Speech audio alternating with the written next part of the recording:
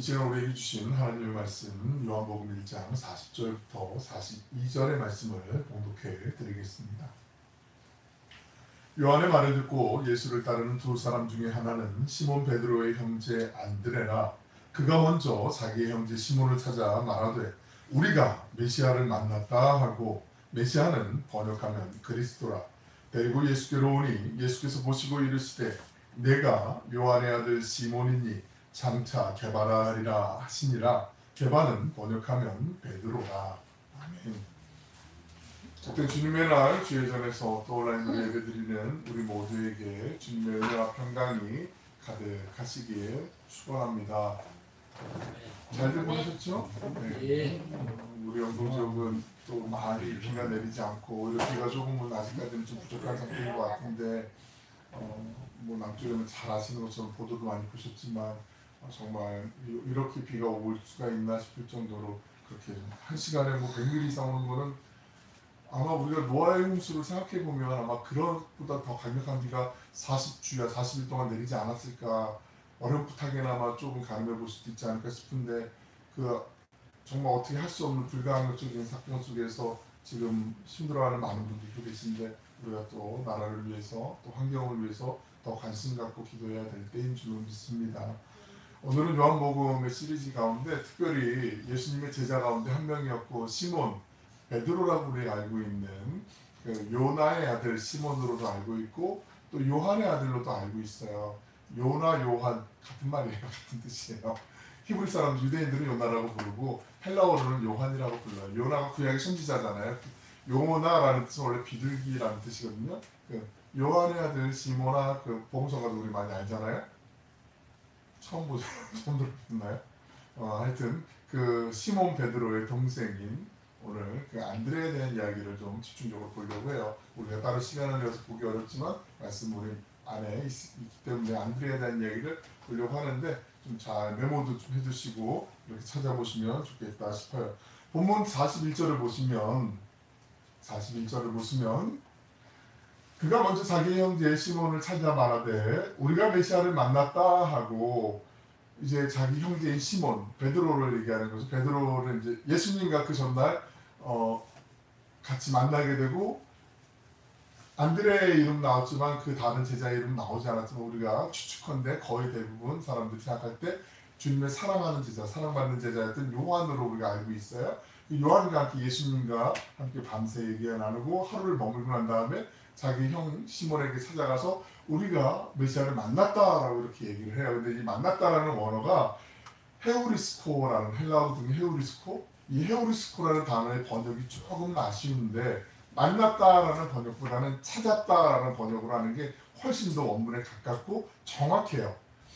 그 만났다라는 것은 우리가 그냥 가끔 우연하게 지금 무슨 도제비골 무슨 축제한다고 하는데 거기 가니까 누구 있던데 만났는데 뭐 이렇게 우연히 만날 때 만났다는 표현을 쓰기도 하고, 우리 언제 몇 날 며칠 몇 시에 여기서 우리 식당에서 만나 그래서 예약을 하고 만나기도 할 때 그럴 때 쓰는 표현이잖아요. 찾았다라는 거는 우연히 만나거나 이렇기보다는 내가 어떤 목적을 갖고 뭘 잃어버렸기 때문에, 아니면 뭐 생각이 나서 어떤 물건을 찾거나 어떤 사람을 찾거나, 대표적으로 우리 예전에 80년대 누가 이 사람을 모르시나 이상가족 찾기 많이 했잖아요. 신상용세 정확하게 편말 만들어 놓고 뭐 박스에다가 표시해 놓고 어떤 내가 의도를 갖고 했을 때 쓰는 게 찾았다라는 표현이잖아요. 그러니까 지금 상황을 보면 시몬과 이 안드레가 메시아를 좀 찾고 싶은 그 갈망 가운데 그렇게 목말라 하고 있는 상태에서 드디어 메시아를 찾았다 이 얘기예요. 그러니까 그렇게 놓고 보면 우리가 메시아를 만났다, 이게 한번 우연하게 만났네 이 정도의 감흥이 아니라 형 우리가 정말 찾았던 그 메시아를 지금 우리가 만나서 찾았어, 이 흥분한 상태에서 지금 만난 거예요. 그러니까 아마 이런저런 얘기, 우리가 메시아를 만나면 어떤 말씀을 드릴까, 찾으면 어떻게 할까, 그렇게 생각했던 것들에 대해서 또 주님을 만났을 때 주님이 들렸었던 그 하룻밤의 이야기지만 또 이야기를 듣고 그러고 나서 형도 가야 돼, 빨리 메시아 만나야 돼, 우리 예수님 만나야 돼 하고 그렇게 끌고 오는 장면에 지금 소개되는 단어라는 거, 요거는 좀 써놨으면 좋겠어요. 여기 헤우리스코라는 단어가 이 만났다가 뭐 찾았다 가로해놓고 옆에 그 성경의 공간이 있으면 옆으로 이렇게 쭉 해놓으시고 찾았다라는 번역이 좀 원문에 가깝다 이렇게 표시해 주시면 나중에 이 말씀을 보실 때도 이게 그 좀 더 좀 센 표현이구나 하고 우리가 알 수가 있잖아요. 그렇게 성경을 읽으시는 것도 또 우리가 배워가는데 좀 넓어요. 그냥 아 하고 듣고 나면은 하루만 지나도 그 무슨 얘기다 까물까물할 때가 많이 있잖아요. 그 자기가 체험한 거, 예수님이 하나님의 어린 양이시라는 거, 그리고 우리를 위해서 인류를 구원하기 위해서 이 땅에 오셨다라는 얘기를 아마 그 짧은 하루지만 우리가 보통 시간이 좀 짧으면 어떤 사람과 만나서 얘기를 나누거나 어떤 대화를 하거나 뭘 할 때 만남을 가질 때 정말 궁금한 것부터 물어보게 돼 있잖아요. 뭐 그냥 잡다한 뭐 일상의 얘기보다는 정말 시간이 한정되어 있기 때문에 딱 이것만 질문하고 그러고 싶잖아요. 그런 얘기들을 막 정말 궁금해서 얘기를 여쭤보고 그리고 그 얘기가 내 속에 정말 내 것처럼 체득이 되고 아 이건 정말 아 내가 생생하게 머릿속에 더 이상 지워지지 않는 그런 기억이 남는 경우들이 있잖아요. 우리가 말씀을 복음을 전하게 되거나 전도하게 될 때도 이런 체험을 갖고 전도할 때하고 전도를 책으로 배웠습니다 하면서 이렇게 전하는 거하고 전달력이 다른 거 우리 잘 아시죠? 사도 요한이 요한복음뿐만 아니라 요한 1서, 2서, 3서도 다 기록했고 요한계시록도 기록을 했다라고 우리가 잘 알고 있는데 요한 1서에 보면 그 정말 강력한 그 내가 이 체험한 예수 그리스도를 전할 수밖에 없는 그 절박한 마음이 잘 표현되어 있는데 요한 1서 1장 1절 3절에 있는 말씀 우리 같이 한번 읽어보겠습니다. 시작. 태초부터 있는 생명의 말씀에 관하여는 우리가 들은 바요 눈으로 본 바요 자세히 보고 우리의 손으로 만진 바다. 내가 생생히 지금 받고 들었고 봤다 만져봤다 지금 이 얘기하는 거 3절이요. 시작. 우리가 보고 들은 바를 너희에게도 전함은 너희도 우리와 사귐이 있게 하려 하니 우리의 사귐은 아버지와 그의 아들 예수 그리스도와 더불어 누립니다. 예수님을 전할 때 내가 정말 생생히 만났던 그 순간들 있잖아요. 내가 청년 시절이든 아니면 뭐 청소년 시절이든 아니면 나중에 장성한 다음에 자녀를 낳고 있든 그 이후에는 아 예수님 만난 거 나 이런 은혜가 있었어 라고 이렇게 정말 그 믿음을 갖고 할 때 전달력이 강하게 생긴다는 걸 요한이 다시 한번 우리에게 좀 각인을 시켜주고 생각을 나게 해주는 거죠. 안드레는 예수님을 처음 만난 제자였거든요. 그래서 초대교회 당시에 안드레에게 주었던 별명 같은 어떤 닉네임 같은 별명이 있어요. 프로토클레토스라고 하는 단어가 있거든요. 프로토클레토스. 오늘 좀 공부를 하신다는 느낌으로 프로토클레토스라는 말이요. 이게 첫 번째 부르신 제자라는 뜻. 그러니까 첫 번째로 불림을 받은 자라는 뜻이 프로토클레토스라는 제자거든요. 첫 번째로 불림 받은 자. 12명 중에 첫 번째로 불림 받은 자예요. 그러면 여러분 이거 되게 영광스럽지 않을까요? 12명 중에 물론 뭐 순서가 뭐 꼭 그 의도한 건 아닐지 모르겠지만 일단 주님이 첫 번째로 부른 제자예요. 그리고 초대교회에서도 아, 이 사람은 제일 처음 예수님을 만나고 예수님의 제자로 부름받은 사람이야, 불림받은 사람이야, 프로토클레토스야 라고 이렇게 이름을 지어줄 정도면 그 대단한 영이란 말이죠. 그런데 안드레의 그 진 면목이 그 뒤에 나와 있어요. 12제자 가운데 그 어디에도 내가 왜 이래 내가 첫 번째로 예수님 만난 사람인데 그러지 마. 나서는 걸 좋아하거나 어떤 뭐 내가 센터야 왜 그래 내가 처음이야 이렇게 얘기하지 않고 그 변두리 주변에 있기를 주저하지 않고 안드레는 이걸 오히려 즐겼나? 여기 서는 걸 오히려 더 좋아했나? 싶을 정도로 오히려 변방에 있기를 좋아했던 게 안드레였어요. 제가 오늘 말씀을 드리고자 하는 핵심이 여기에 있어요. 이걸 잘 이 관점을 생각하시고 말씀을 좀 보셨으면 좋겠어요. 우리가 보통 어떤 유명한 사람들과 만나고 했을 때 보통 올림픽도 그렇고 뭐 다른 것도 마찬가지 1등은 잘 기억해요. 금메달 그러면 오랫동안 기억을 하는데 은메달 뭐 동메달 애석하게 간발의 차이로 4위 뭐 이러면은 은메달 동메달도 기억 못하는데 4위를 하셨다는 걸 잘 기억 못하거든요. 그 관련돼 있는 뭐 관계돼 있는 사람들 외에는 잘 모를 때가 많은데 첫 번째 불림받은 금메달과 같은 사람이란 말이에요. 그런데 12명의 제자 가운데 늘 주변에 떠도는 사람처럼 그렇게 기록이 된단 말이에요. 성경을 보면은. 그런데 안드레는 오히려 이거를 사모한 게 아닌가 싶을 정도의 그런 모습이 있어요. 그게 오늘 말씀의 핵심이라는 거. 요걸 잘 기억하시고 말씀을 보시면 조금 더 유익할 거예요. 그러니까 어려운데 난 잘 모르겠는데 하시면 옆에 쓰시면서 보시면 돼요. 우선 그 형 시몬 베드로와의 관계에서 우리가 좀 볼 관점이 있는데 안드레를 얘기할 때요. 요나의 아들 안드레 아니면 요한의 아들 안드레 이렇게 소개하지 않아요. 성경에 보면 꼭 시몬 베드로의 형제 안드레 이렇게 얘기하거든요. 그러니까 마치 그런 얘기예요. 그러니까 형이 되게 유명해요. 그러니까 누구 동생 안드레 그래야지 사람들이 아는 거예요. 안드레라는 이름이 흔했으니까 누구 동생 안드레 뭐 마치 유명한 누구의 아들 누구 뭐 누구의 아빠 누구 뭐 이런 것처럼 시몬의 형제 안드레 이래야만 사람들이 그 안드레 하고 이렇게 이해하는 그런 사람이었다라는 거죠. 그러니까 존재감이 좀 형보다는 상대적으로 많이 자랐다는 거죠. 40절 말씀 보시면 40절에 있는 말씀 같이 읽어보실까요? 시작. 요한의 말을 듣고 예수를 따르는 두 사람 중에 하나는 시몬은 베드로의 형제 안드레라. 아직까지 시몬 베드로는 성경에 지금 나오지도 않았거든요. 그 안드레를 소개하는데 꼭 굳이 시몬 베드로의 형제 이걸 얘기한단 말이죠. 그러니까 안드레를 얘기할 때 사람들이 꼭 이렇게 얘기했다는 게 있어요. 6장 8절에도 똑같이 이런 식으로 표현을 6장 8절 보면 제자 중 하나 곧 시몬 베드로의 형제 안드레가 그냥 안드레가 이렇게 얘기해도 되는데 시몬 베드로의 형제 이렇게 얘기를 한단 말이죠. 예수님을 첫 번째 처음 만났던 제자 처음 불림받았던 제자 프로토클레토스였는데 안드레를 소개할 때 성경에서 꼭 이렇게 얘기를 한다라고요. 이걸 좀 잘 생각해 보세요. 안드레는 자기 형하고의 관계에서만 이렇게 불린 게 아니고요. 예수님의 그 유명한 어쩌면 핵심 제자처럼 우리가 알고 있는 세 명의 제자가 있잖아요. 누구죠? 베드로하고 야고보하고 요한. 그죠? 뭐 순서를 바꿔도 상관이 없어요. 베드로하고 야고보하고 요한. 이 세 명은 예수님이 어떤 이적을 일으키시거나 표적을 행하시거나 어떤 사건이 일어났을 때 가장 그 중심에 그 주변에 곁에 늘 언제나 계셨던 그 제자들이잖아요. 우리가 잘 알고 있는 변화산으로 알고 있는 거는 높은 산으로 성경에 기록되어 있는데 변화산에 있을 때도 이 세 명이 같이 있었고 회당장 야이로의 딸이 죽었을 때 그 야이로의 딸을 살렸을 때도 이 세 명의 제자가 항상 그 곁에 있었어요. 그리고 무엇보다 겟세마네에서 기도하실 때도 이 세 명이 예수님과 함께 동행하면서 나와 함께 기도하러 가자 했는데 꾸벅꾸벅 졸다가 마음은 어려우다 육신이 약하도다 이렇게 말씀하실 때도 이 베드로 요한 이 세 명의 야고보 제자가 있었단 말이죠. 그리고 야고보 베드로 요한은 예수님께 예루살렘 교회에 그 초대교회에 기둥으로 불렸던 사람들이거든요.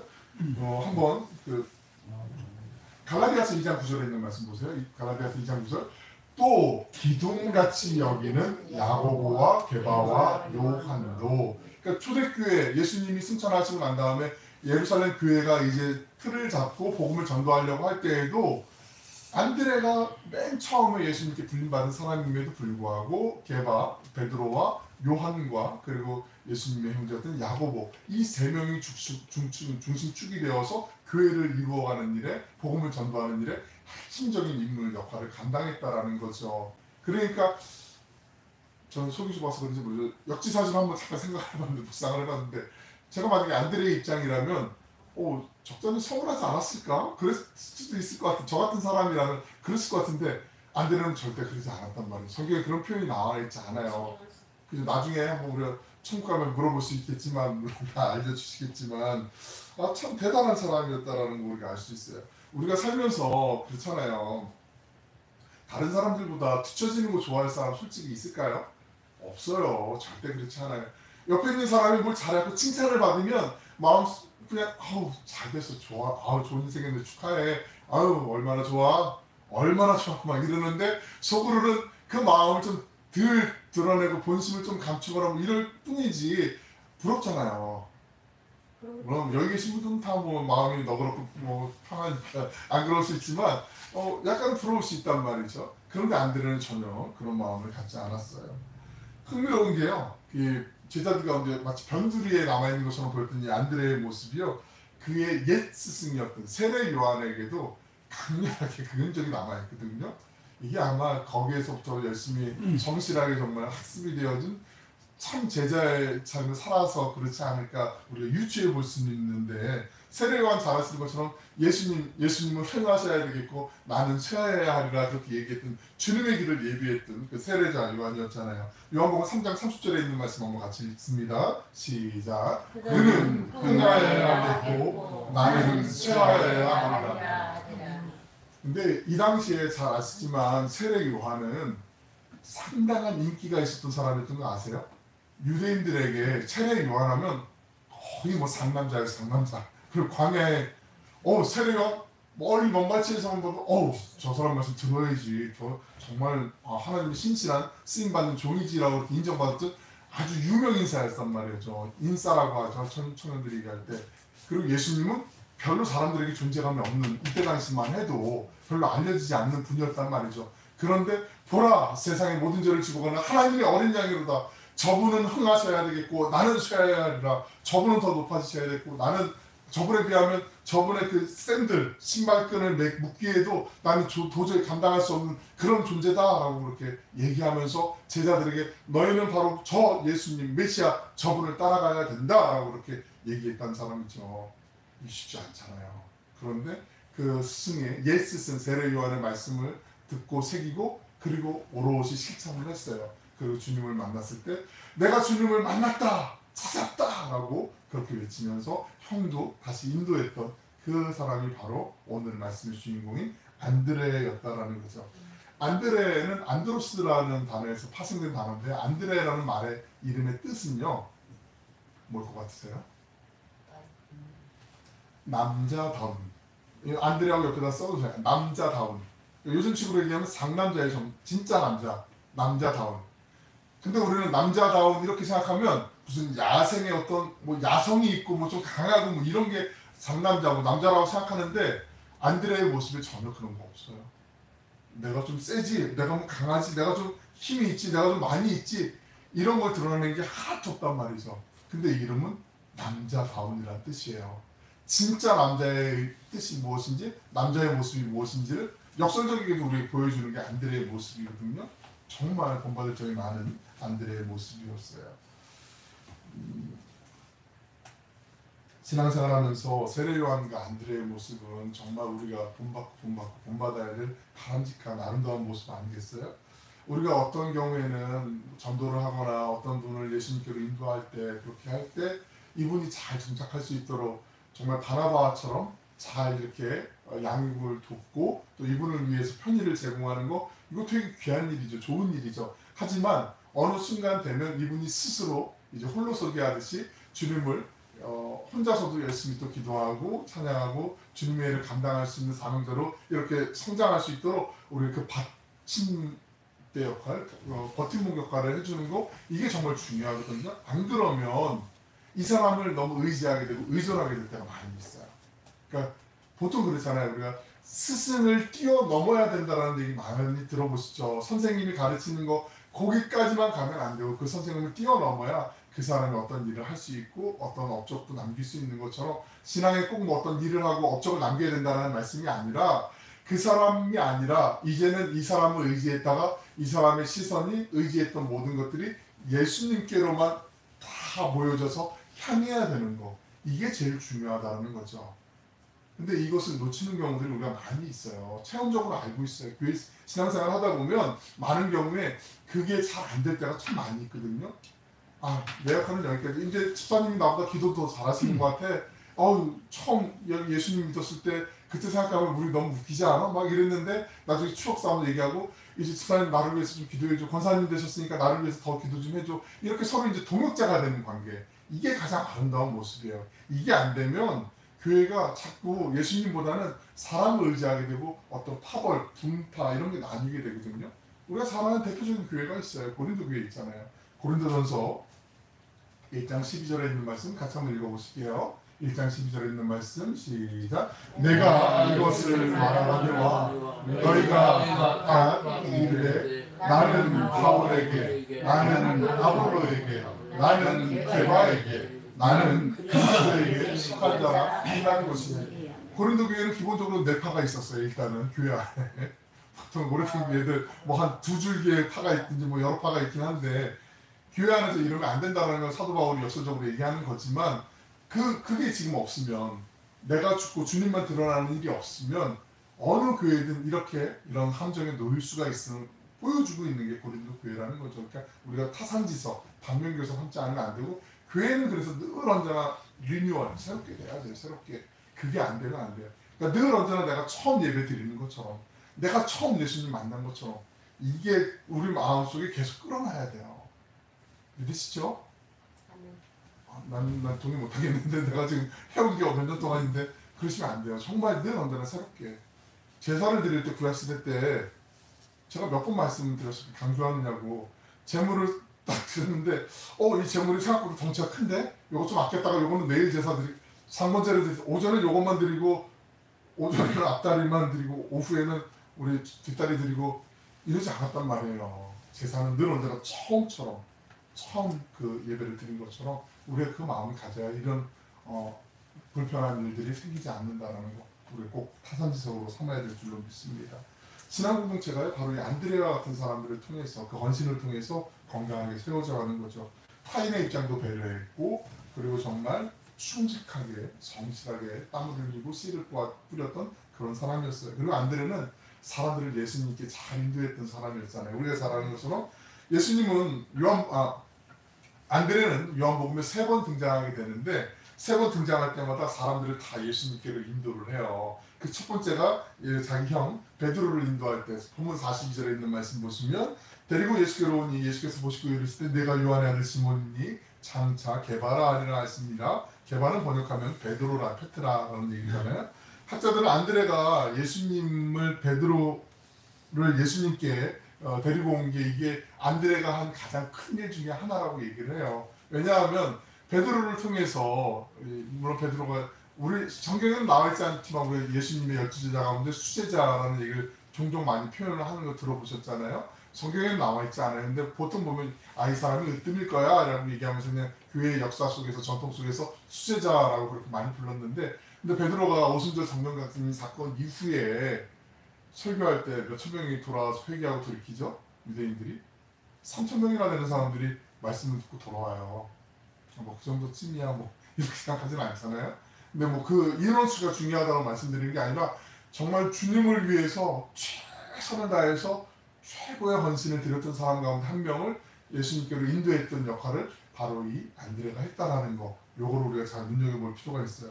그리고 잘하는 엄마가 정성껏 싸주신 도시락을 갖고 보리떡 5개와 물고기 2마리를 갖고 예수님께 드렸던 그 소년 잘 기억하시잖아요. 오병이어의 그 소년을 예수님께 인도했던 사람이 바로 예수님 이 소년이 도시락 갖고 왔는데요. 이게 얼마나 될지 모르겠어요. 근데 예수님 아시잖아요. 예수님 이거 좀 어떻게 해주세요 라고 갖고 왔던 게 바로 안드레였거든요. 보시면 요한복음 6장 8절 9절에 있는 말씀 같이 한번 읽어보실게요. 시작. 제자 중 하나 곧 시몬 베드로의 형제 안드레가 예수께 여짜오되 여기 한 아이가 있어 보리떡 5개와 물고기 2마리를 가지고 있나이다. 여기까지만요. 그러니까 안드레가 지금 요한복음에 3번 등장하는데 3번 등장할 때마다 형 베드로도 예수님께 데리고 왔고 두 번째는 사람들이 이제 지금 굶주리고 있는 상태에서 예수님이 그 많은 사람들이 보이는 평지 같은 언덕 있는 곳에서 이제 말씀을 전하시고 사람들이 허기에 굶주리고 있을 때 그때 도시락을 갖고 온 이 소년을 예수님께로 인도했던 장면이 있어요. 그리고 이 예수님께서 이 오병이의 아름다운 기적을 일으키는 걸 생생히 사람들이 볼 수 있도록 어쩌면 그 구심점 역할을 한 게 바로 안드레였잖아요. 그리고 세 번째 인도한 게 있어요. 헬라인들, 즉 이방인들을 예수님께로 이렇게 인도했던 게 또 요한복음에 나타나 있어요. 12장 20절부터 22절을 제가 읽어드릴 테니까 눈으로 한번 따라가 보세요. 요한복음 12장 20절 22절 명절에 예배하러 올라온 사람 중에 헬라인 몇이 있는데 그들이 갈릴리 베스다 사람 빌립에게 가서 청하여 이르되 선생님 우리가 예수를 배웠고자 하나이다 하니 빌립이 안드레에게 가서 말하고 안드레와 빌립이 예수께 가서 여쭈니 헬라인들 이방인들이 예수님을 만나기를 원했을 때 빌립에게 먼저 찾아갔고 빌립이 안드레에게 의논을 하는 거죠. 어떻게 할까요? 물어보니까 그러니까 프로토클레토스 첫 번째 불림받은 제자의 영향력은 분명히 있었어요. 이 말씀을 유추해 보면 그런데도 그걸 드러내려고 안 했던 사람이라는 거죠. 그 빌립과 안드레가 빌립과 함께 예수님께 이제 이 이방인들을 모시고 간 것. 이게 왜 중요하냐면 이때가 예수님께서 이제 다시 십자가의 그 고난의 길을 가시기 바로 직전의 상황이거든요. 이제 이 사람들을 예수님이 만나고 난 다음에는 예수님께서 우리의 세상의 모든 인류의 죄를 대신하시고 지시고 십자가를 돌아가시고 부활하실 것을 이 사람들이 이제 다 들었을 거 아니에요. 이런 일들이 있을 거고 내가 이제 하나님 부르시는 그 길을 간다라고 얘기했을 때 이방인들이 이제 드디어 우리의 메시아가 온 인류를 위한 메시아가 오셨고 우리도 그 메시아를 만났다라는 그 복음의 증인들로 쓰임받기 위해서 그 결정적인 역할을 한 게 바로 안드레였다라는 거예요. 그러니까 안드레가 3번 요한복음에 등장하는데 자기 형과 오병이의 기적을 일으킬 때 그 어린아이와 지금 이방인들 헬라인들을 또 예수님께로 데리고 오는 일에 중요한 그 사건들마다 안드레가 등장하고 있어요. 그러니까 그 12명의 제자들 가운데 핵심적인 3명의 제자 요한과 그리고 야고보와 게바, 베드로와 이 3명 못지않게 중요한 역할을 많이 했을 텐데 드러나지 않게 보이지 않게 마치 그런 거죠. 어떤 일행이 우리 이제 비전 트립 갈 때 아버지 이제 선교여행 갈 때 늘 뒤에서 이렇게 사람들 다 버스에 내린 다음에 혹시 남긴 거 있지 않나 이렇게 챙겨주는 분들 그런 역할을 하는 분들이 있는 것처럼 안드레가 아마 이런 역할을 잘 감당했던 그런 제자였던 것 같다라는 생각이 강하게 드는 거죠. 그래서 안드레가 이렇게 누구를 데려올 때마다 구원의 아름다운 역사들이 나타나기 때문에 신학자 가운데 밀리건이라고 하는 사람이 있는데 밀리건이 그런 얘기를 해요. 안드레는 최초의 국내 선교자이자 최초의 해외 선교사다. 왜냐하면 베드로를 최초에 선교를 하면서 유대인들에게 설교를 하고 복음을 전도했던 일에 쓰임받게 했고 그리고 헬라인들에게 복음을 전하면서 예수님을 만나게 해서 이 사람들의 해외로 퍼지면서 많은 사람들을 전도할 수 있도록 교두보 역할을 했기 때문에 그런 가치가 있는 사람이다. 선교학적으로는 그런 얘기를 할 정도로 안드레가 중요한 사람이다. 근데 우리는 안드레에 대해서는 자세히 배우지 않았기 때문에 그렇게 많은 시간을 할애하지 않았기 때문에 오늘 제가 일부러 시간을 내서 안드레에 대해서 이렇게 살펴보는 거죠. 어쩌면 세상의 기준으로 보면 안드레는 주연이 아닌 조연 같은 사람이잖아요. 근데 요즘은 조연도 참 중요하잖아요. 정말 감칠맛 나는 맛깔나는 역할 이런 역할하는 조연들이 되게 있는데 안드레가 딱 그런 인물이 아닌가 그런 생각을 해요. 정말 위대한 조연이란 말이 딱 맞는 사람이었다는 거죠. 우리 가곡 잘 아시죠? 한국 가곡도 좋은 가곡들이 많은데 독일 가곡을 특히 리트라고 하거든요. 리트 독일 가곡을. 근데 리트가 다른 나라의 가곡보다 중요하게 여기는 요인 뭐 어떤 평가하는 기준 중에 중요한 평가 하나가 있는데 그것은 바로 노래를 잘 부르는 성악가와 반주를 도와주는 피아노 연주자의 그 역할을 거의 대등하게 본다라는 거예요. 우리는 보통 연주하면 그 연주자가 드러나는 것 그걸 되게 많이 강조를 하는데 독일 리트는 반주만 들어도 이게 정말 완성품인 것처럼 느껴질 정도로 곡도 물론 슈베르트나 슈베르트의 독일 겨울 나그네 같은 곡들 연가곡으로 나와 있는 거 가끔 이렇게 라디오에서 들려오고 요즘은 뭐 음원 사이트들이 워낙에 많고 유튜브도 많으니까 들어보실 수 있는데 들으면 정말 피아노 연주자가 되게 소중한 것을 느끼게 해주는데 마치 안드레의 역할이 그런 역할처럼 나는 앞에 무대에 스포트라이트를 받으면서 노래하는 성악가이지만 그 뒤에서 그에 못지않게 정말 소중하게 그가 잘 감당할 수 있도록 반주해주는 사람처럼 그렇게 역할을 했던 사람이거든요. 그 파이프 오르간 소리를 들어보신 적이 있으세요 혹시? 파이프 오르간? 언젠가 한번은 꼭 좀 들어보셨으면 좋겠어요. 리얼로 전주 말고 파이프 오르간이 지금은 전기 동력 장치가 좋아서 이제 전기 전원 꽂으면 이렇게 계속 이제 바람이 이제 불어주기 때문에 파이프로 이게 바람이 들어가야 그 소리가 나오고 건반이 나오면 그래서 그 세계 테마기아인가 어디서 보니까 크로아티아 요즘 나오는 것 같은데 거기 어디에 보니까 바닷물이 이렇게 들어오면서 밀려오면서 콘크리트로 큰 파이프 관처럼 이렇게 만들어놨는데 거기 바람이 들어오면 이렇게 파이프 소리가 쿵 하고 나고 어떤 음정에 따라서 이렇게 크기를 다르게 하면 연주하는 것처럼 이렇게 바람이 불어오는 것처럼 파이프 오르간도 풍력, 바람을 불어줘야만 그 소리가 나오거든요. 건반을 아무리 눌러도. 그 당시에 그랬던 시절에 파이프에 그 바람을 불어넣는 풀무제라든지 바람을 불어넣는 일을 하는 그런 사람들이 꼭 필요했거든요. 그런 사람이 있던 시절에 아주 천재 음악가 중에 한 명이 멋있게 이제 연주회를 독주회를 딱 하고 있었어요.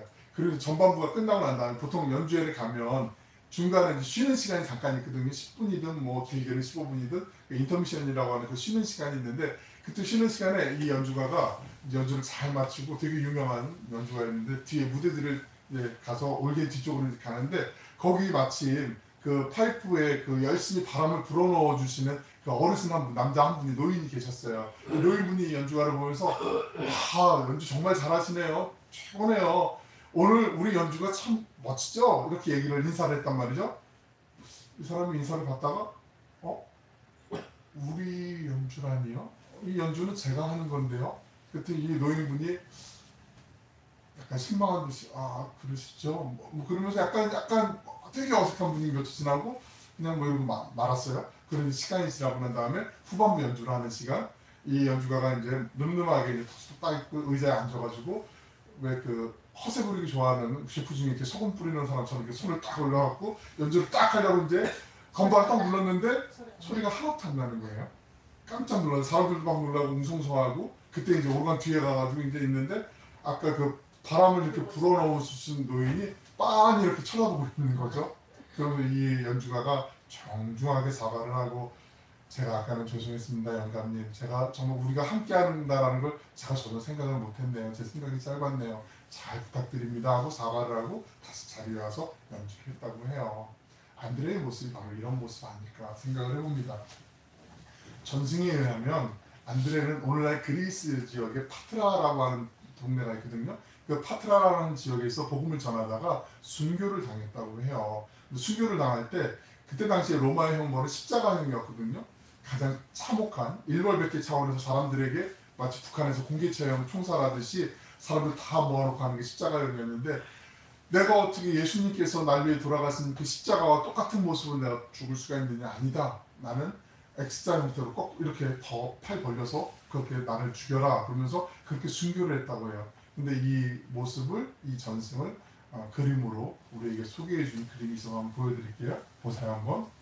유명한 화가 중에 그 무리오라고 하는 그 화가가 있는데, 성 안드레의 순교라는 중간에 그 X자형으로 있는 거 보이시죠? 그래서 알파벳 X자형으로 되어 있는 X형 십자가는 안드레의 십자가라는 별명이 있어요. 그리고 여기에 보면 이게 마드리드의 프라도 미술관에 걸려있는 그림인데, 왼쪽에 보시면 혹시 누가 이렇게 뭘 이렇게 얼굴에 대고 훔치고 있는 거 혹시 보이세요?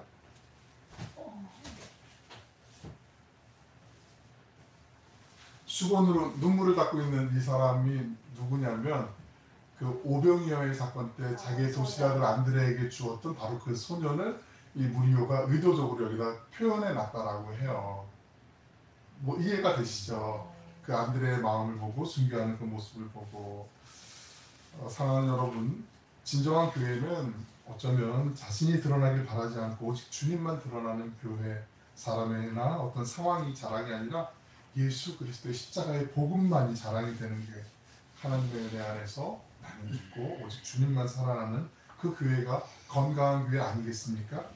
우리 함께 안드레처럼, 세례 요한처럼 주님은 흥하시고 나는 작아지며 나를 통해 다른 이가 세워지고 칭찬받는 일에 우리가 기쁨으로 쓰임받을 수 있으면 얼마나 감사할까. 그렇게 헌신하는 사명자, 위대한 조연, 깊어진 믿음으로 하나님께 영광만 돌리는 행복한 청지기들 되시길 주님의 이름으로 축원합니다. 기도하겠습니다. 사랑하여 풍성하시고 자비로우신 아버지 하나님, 오늘 안드레의 모습을 보며 나를 통해 다른 이가 세워지고 칭찬받을 수 있도록 묵묵히 헌신하는 사명자, 주인공이 되려 하기보다 아름다운 조연으로 하나님께 영광 돌리는 제자의 삶을 나누었습니다. 주님, 저희가 유한한 이 땅 나그네 길을 걸어가는 동안 자신이 드러나는 것보다 오직 주님만 드러나길 소망하는 삶, 예수 그리스도 십자가의 복음이 자랑이 되고 하나님의 영광만이 가득한 신앙 공동체와 가정과 삶의 현장이 되게 하여 주시길 간구합니다.